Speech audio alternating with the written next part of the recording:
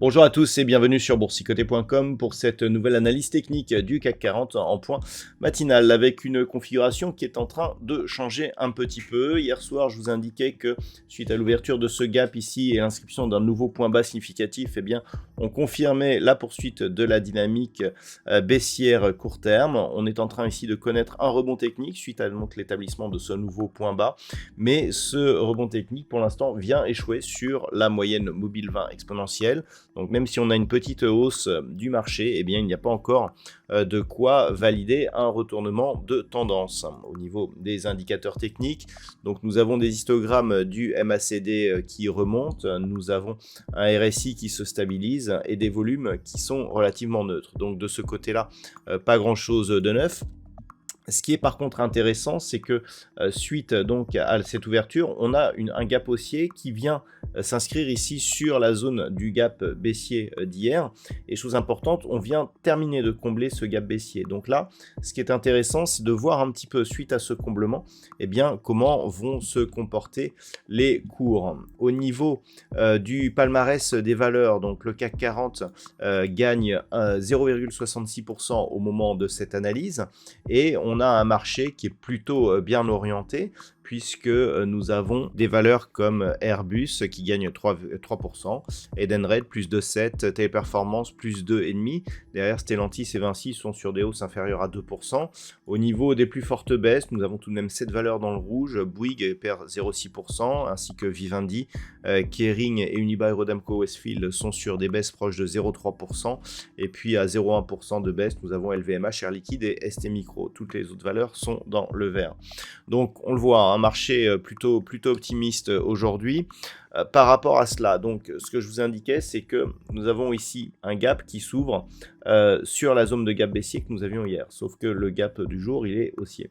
On revient ici au-dessus de la zone des 7175 points. Donc, de deux choses l'une, tout va dépendre un petit peu du déroulement de la séance du jour. Tant que l'on préserve ici cette zone des 7175 points, et si on revient par exemple sur 7225, on pourrait avoir une configuration en îlot de renversement, c'est-à-dire ici une phase de baisse, un gap d'entrée, un gap de sortie, avec donc une partie du gap comprise dans le gap initial. Et si on revient ici construire une structure assez forte, on pourrait avoir effectivement un signal de retournement. L'objectif serait qu'en cas de rupture ici de cette zone des 7225 points, on revienne rapidement au-dessus des, sur la zone des 7320, ce serait l'objectif. Mais pas beaucoup plus, hein. C'est-à-dire que pour l'instant, on n'est pas encore en mesure de détecter un signal qui pourrait nous ramener vers cette résistance oblique qui définit la dynamique actuelle. Donc pour l'instant, c'est vraiment limité à du court, voire du très court terme. Et ce qu'il va falloir observer justement pour détecter cette configuration technique, c'est un éventuel retour sur la zone des 7225 points. Si on casse cette zone, l'objectif devrait être atteint, cette zone ici des 7320 points. Par contre, si les cours reviennent ici et comblent le gap, ça sera un mauvais signal puisque cela nous indiquerait que ce signal haussier ici est un signal relativement faible, que le comblement du gap ici donne lieu à une phase de résistance, c'est-à-dire un gap baissier qui se transforme en résistance, c'est un signal de poursuite de mouvement baissier. Et vous voyez qu'avec cette ouverture ici, si on vient ouvrir là et que l'on redescend, on aura une bougie qui sera rouge d'un point de vue daily et dont la résistance ici sera la zone de gap que nous avons ouvert hier. Et là, le signal serait assez négatif et on confirmerait donc l'objectif de poursuite en direction des plus bas ici du 5 août avec cette zone de support 7040, 7075 points. Donc c'est vraiment ce qu'il va falloir surveiller. Pour l'instant, on est dans une zone ici qui est plutôt positive. On est venu tester la moyenne mobile 20 exponentielle. Un bon signal aussi serait une cassure de cette zone, un peu plus pérenne que ce que nous avons eu ici. Mais par rapport à la dernière cassure ici qui était venue marquer justement un potentiel changement de tendance qui s'était tout de suite invalidé donc par ce gap baissier, eh bien ça nous donnerait une nouvelle chance.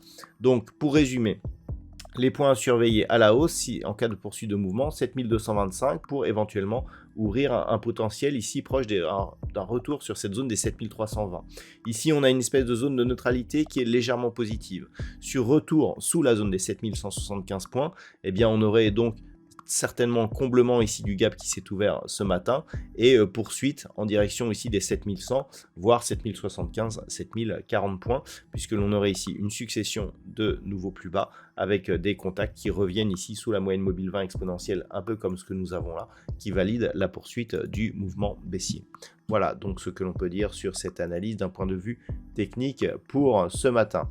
D'un point de vue macroéconomique, la séance pourrait être relativement calme puisque c'est Thanksgiving du côté des États-Unis, donc il n'y aura pas de cotation. Une seule statistique majeure aujourd'hui, c'est les chiffres de l'inflation en Allemagne qui seront dévoilés à 14h. Voilà donc pour aujourd'hui, je vous souhaite de passer une bonne séance. On se retrouve dès ce soir pour toutes les autres analyses techniques du site boursicoté.com.